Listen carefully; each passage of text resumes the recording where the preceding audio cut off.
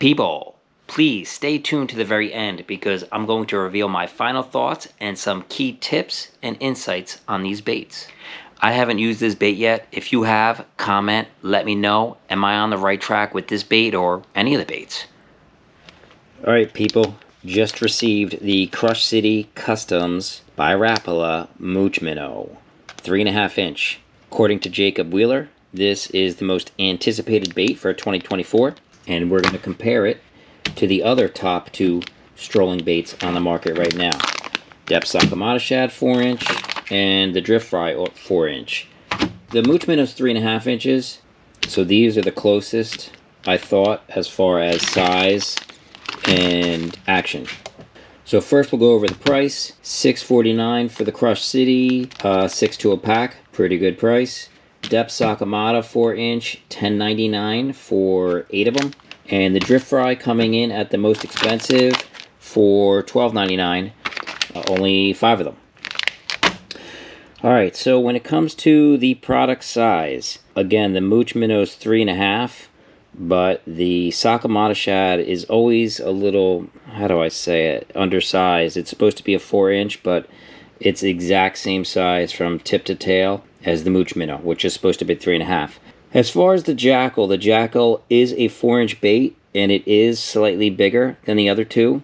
Realism, I mean, this thing is gorgeous. This jackall, I mean, come on, guys.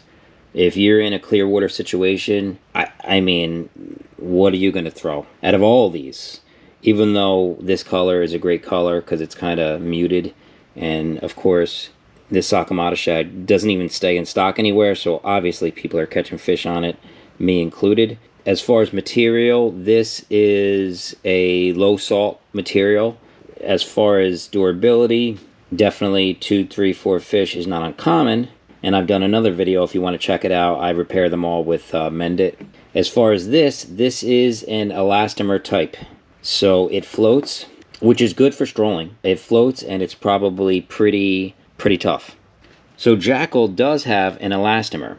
I'm not going to compare that. I'm not going to use that in here because you can't even get it in the United States, so what's the point? As far as the Drift Fry, it's a floating material. It is pretty durable.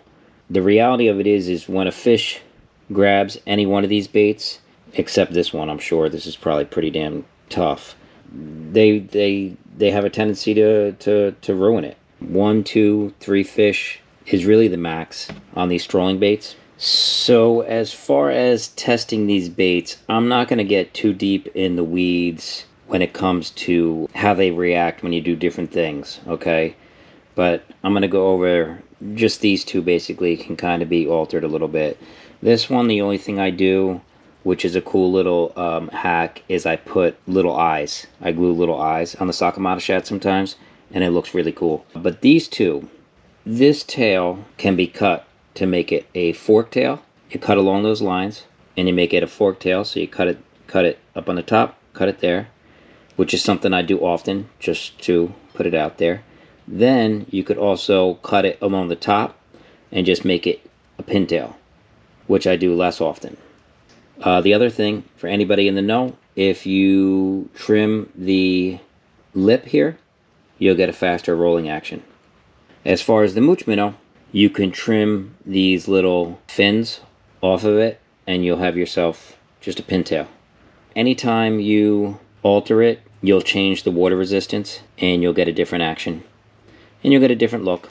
They actually were talking about this, and I saw some underwater video on it, just reeling it straight, like on a ball head, just like a little swim bait, which actually looked pretty cool. So I never watch videos on these lures before I use them, usually. This is the first time, because I wanted to see what is this thing built for, because I don't want to do a strolling video if it's not really made for that. And the reality of what it seems like is that's the major push on this thing. He said you could use it as a Ned rig, which is a cool idea. Trailer. The major goal behind this thing was to make a strolling bait. He said 1/0, 2/0. This is a 1/0 hook. Looks pretty good. A 2/0 I think is just going to be giant on this thing. So this is the head that I'm going to use on all these. We'll see what it does. So we're going to start with the jackall drift fry. This thing is an amazing bait.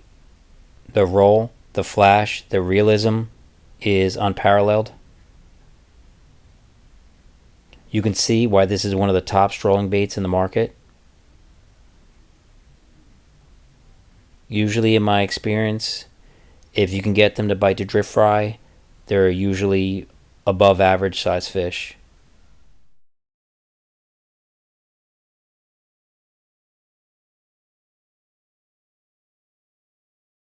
So I'm going to start off by saying this thing is weighted completely wrong. The head on this 4-inch sakamata shad is usually the head that I use on the 5-inch sakamata shad. The 5-inch fish roller, you could look at many of my videos. This is my go-to head for all those baits. I've talked about it plenty of times. So to put it on this tiny sakamata shad, I knew it wasn't going to be right. But for the video, I wanted to keep everything the same and not try to adjust things so they look better. The sakamata shad has always had a subtle roll, and as you retrieve it, it kind of bounces and hunts around, and that's what I think is the trigger for this bait, which is what makes it so good. Whereas other baits, they flow a lot more. You'll see that with the mooch minnow. There's a real nice flow up and down to it, where this sakamata shad drops really fast and is really herky-jerky. So right from the beginning here, you could see it's doing what it's supposed to be doing. Got a nice little roll.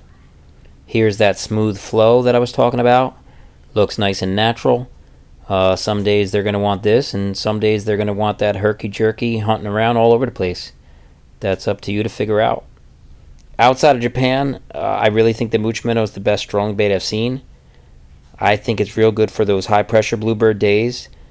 But for rain, clouds, low pressure, when those big girls are out there feeding, I just think it's way too small.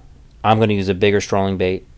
I don't care if the name is jackall, deps, raid, rapala. That's just my opinion.